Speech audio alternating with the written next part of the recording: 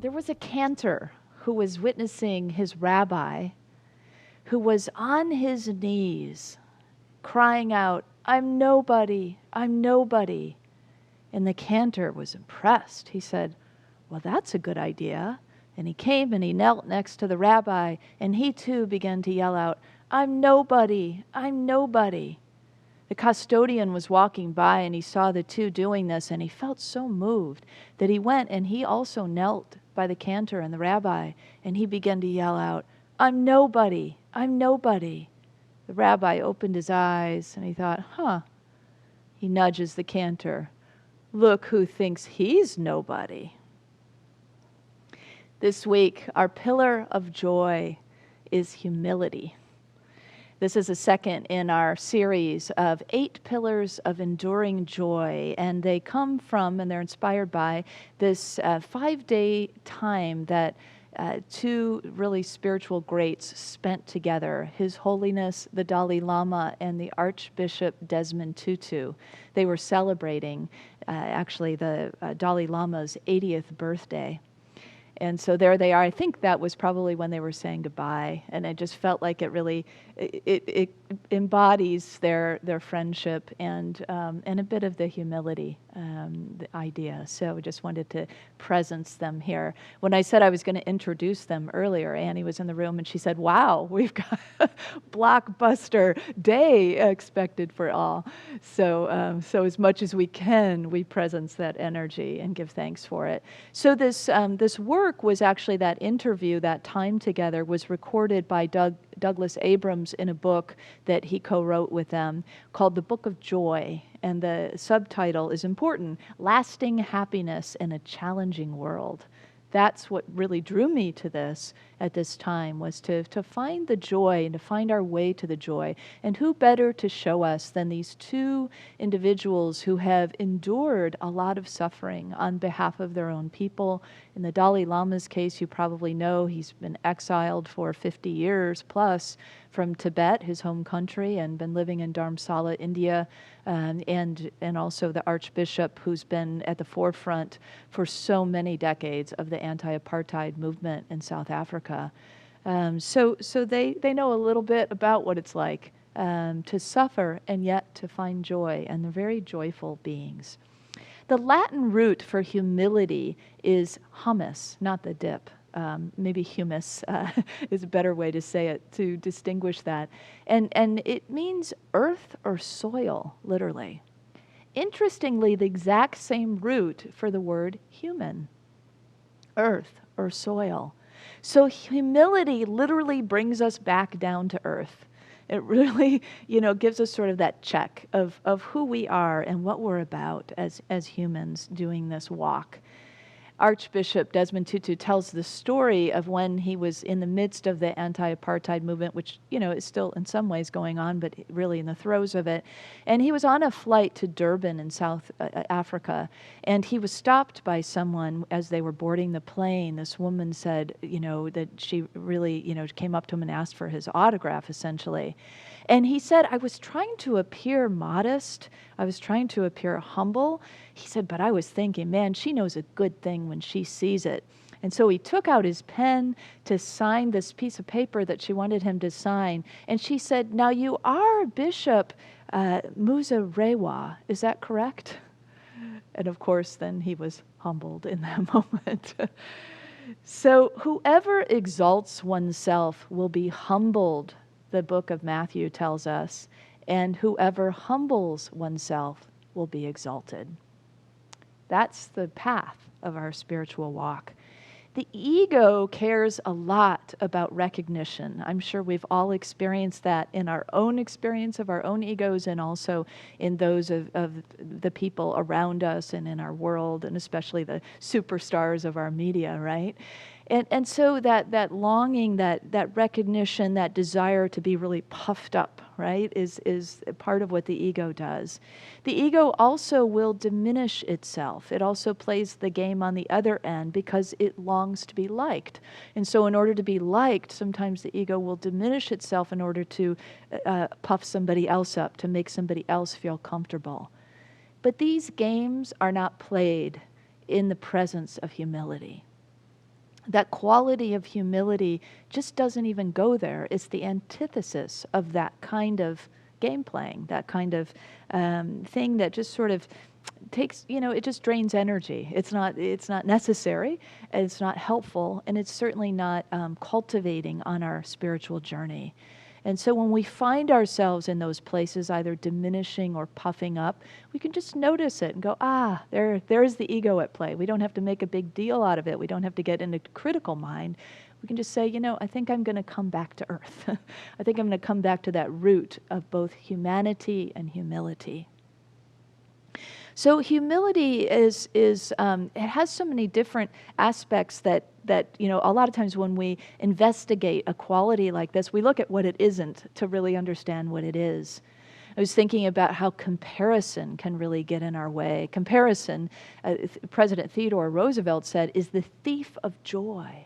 Comparison is the thief of joy. I remember when I first heard that quote, or when it first really landed anyway, was a time when I really needed it most. Isn't it funny how that happens? That something comes into your purview when you really need it. It was 2013, and Brenly and I had just moved across the country from Columbia, Missouri to Santa Barbara, California. And I was all set to blaze my own ministry, to further develop my ministry of retreats and trips and just kind of to do some new things and different things. And, Santa Barbara, California is a little different than Columbia, Missouri. It's like a hotbed of spiritual teachers that are really well known, And I didn't know anybody. I didn't have any client base. And so I would book something at a local retreat center, and there would my unknown name be next to Marianne Williamson's coming, or Matthew Fox is breezing through town, or here comes Mary Manon Morrissey, or, Cynthia Bourgeois. You get it, right? And I just began to feel so deflated and kind of down on myself, like, I'm never going to be able to compete. And, and I was comparing myself. And this truly is the thief, the robber of our joy. Because it is who we are that is where we come into that truth, that beauty, that humbleness. And recognize that and allow that to be. We can only do ourselves, right? We cannot be someone else. And trying to compare and compete and struggle with our worth, it doesn't help us. And so when we give all that up, when we let that go, when we recognize the truth is finding ourselves, our own worth, our own path, our own gifts, and letting that be enough. We don't have to be the best one, the Archbishop talks about. We don't have to be the best one, but we can be the one who is there, the one who has something to offer in that moment. And we all know that we can do that in any given time. So another trap that we tend to fall into, that humility actually helps release us from, is these traps of roles and status that we can get into. Once we've been given a title, we sort of are living up to that title. We're living under that title in a way, and sometimes that can get can mess us up a little bit in terms of this idea of humility, this idea of being earthbound, but yet pinning heaven to earth, right? To do that divine human walk that we all are on as we are on this spiritual journey. And so when we do that, we can easily, when we get caught up in roles and status, we can easily lose sight, of who we really are. We can lose sight of our essence. We all matter. We are all part of this great tapestry. We are all woven as one tapestry. And I like to think of ourselves as uniquely one, in that tapestry metaphor, we are different colors, we are different textures, we are different shapes and expressions, yet we make one beautiful whole. And so it's not about dismissing our gifts. It's not about leaving our gifts behind. It's about bringing our gifts to the table. Often we confuse humility with being timid. We think that somehow to be humble is to pull back or to repress, but that's not it at all. That's not who we are. It's not about shrinking from our gifts. It's not about playing small. It's not about false modesty. None of those things are humility. None of those things are true humbleness. True humbleness acknowledges our gifts, owns our gifts, allows our gifts. It just doesn't make a big noise about it. You know, we don't have to be special or noticed or greater than or less than because of these gifts. We just allow them. As Margaret Mead once said, always remember that you are absolutely unique, just like everyone else. So in humility, we recognize that we are not special. We also recognize that I knew there was something wrong, and I had my notes in the wrong order. Because I wanted to tell you this story about the roles and the status. You know, the Dalai Lama tells this, like when he first began to teach, that he was thinking of himself as the Dalai Lama, right? Because he's the only one in the whole wide world. He's the only Dalai Lama. So he has all this to represent. And so when he was beginning to teach, that's the lens he was coming from. And it wasn't very fun or joyful, and it didn't feel very connecting. He said, now he realizes I'm just a human being, and I'm talking to other human beings, and I'm relating to other human beings. And of course, when we take that kind of humble approach and we get rid of the roles and the status, or we don't get rid of them, but we just don't allow them to take center stage, then we can relate to one another. We are relatable. We become relatable and connectable and real and human. And that's where we reach one another. I've noticed too that the best teachers are lifelong learners. The ones who really open themselves to the freshness of growth. There's actually a Tibetan saying that goes, when the spring bloom comes, where does it start? Does it start up on the hilltops? Or is it down in the valley? Because it is down in the valley. It is in the low places where we grow the most. So growth begins in these places, and if we remain humble, we remain a lifelong learner. We remain willing and open, always curious. We had our regional prayer chaplain training this weekend, and Charlie's behind the camera today. He was a part of that, and Annie, our production manager, was also a part of that. And we had 26 prayer chaplains on this all day Saturday and 3 hours on Friday. We were together doing this training, and I just, really feel a sense of honor for those who showed up. Of the 26 on the call, I think there were only 4 brand new prayer chaplains. And all the rest have been through the training at least one other time, some of them many, many times. Some of them have been serving for many years as prayer chaplains, and they were still willing to come for the good of the all, for the good of onboarding the new prayer chaplains, and because they came as lifelong learners. And we had such a beautiful time of connection. It just really was moving to behold the ways in which the wisdom in the room and the vulnerability and the sharing opened us all. And so that's humility, that willingness to be in the beginner's mind, to come again and again, even to the same material and say, there's always something here for me to learn. And so that integrity, I was just really bow to that, really. I was humbled by the presence of so many people who were in full integrity with that. That's what we do as in Beginner's Mind in this Earth School, right? We just keep coming as lifelong learners day after day after day. Humility frees us to see our part in the whole. And so we can see that while we have maybe an important part, it's a small part in the whole. It's a small part of that whole tapestry I was talking about, that oneness, that uniqueness that we bring to the table.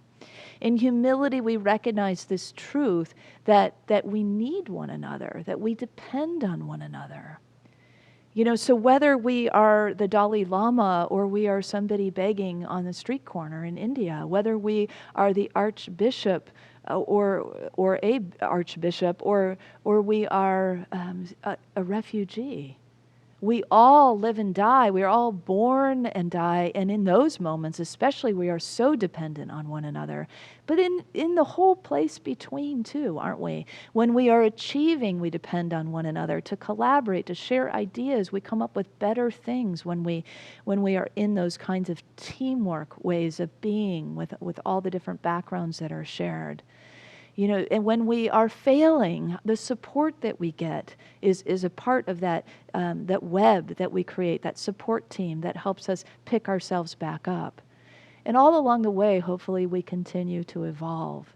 But knowing this, recognizing this truth that we are interdependent with one another, sometimes even that is a great movement of humility for some of us.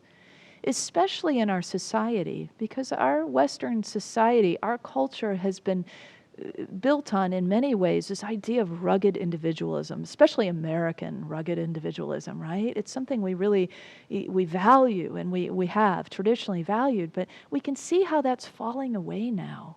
We can see how as we evolve as a people, that there is a deep longing for unition, there is a deep longing for community and togetherness.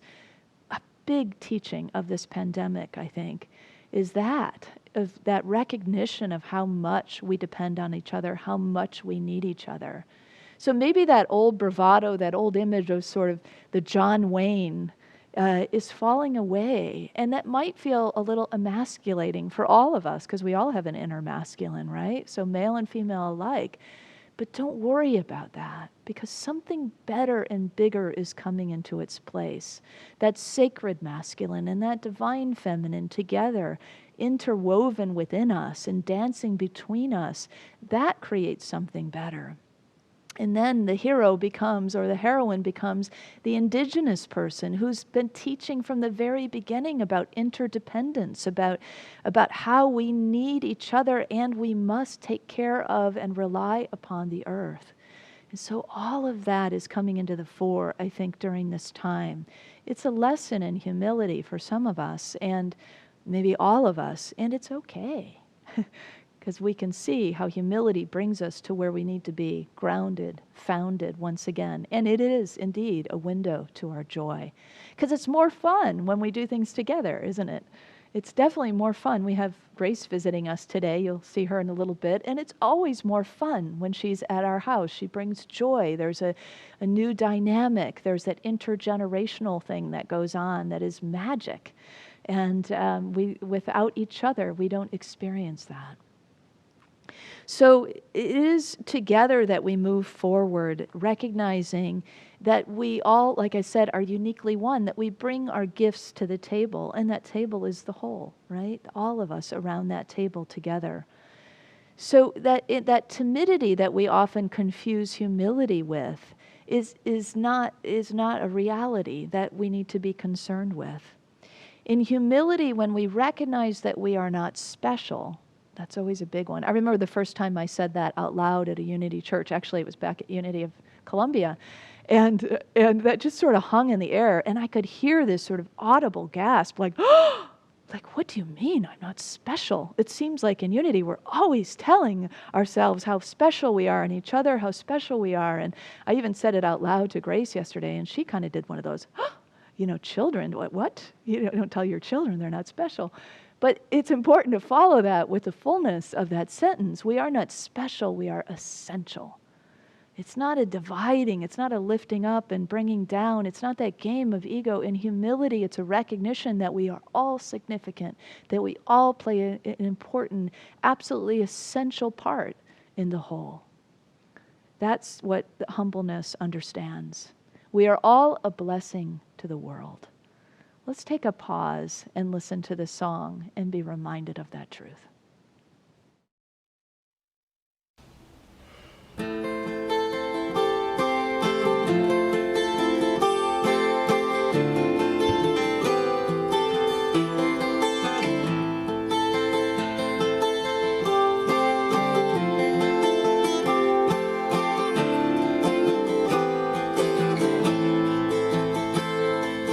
You are the heart, you are the hand,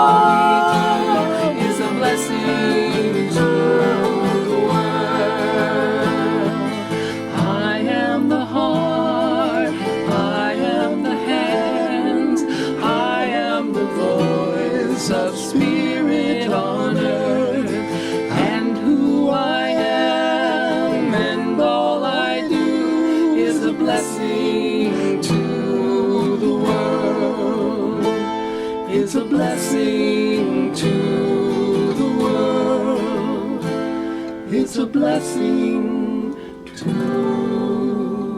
the world.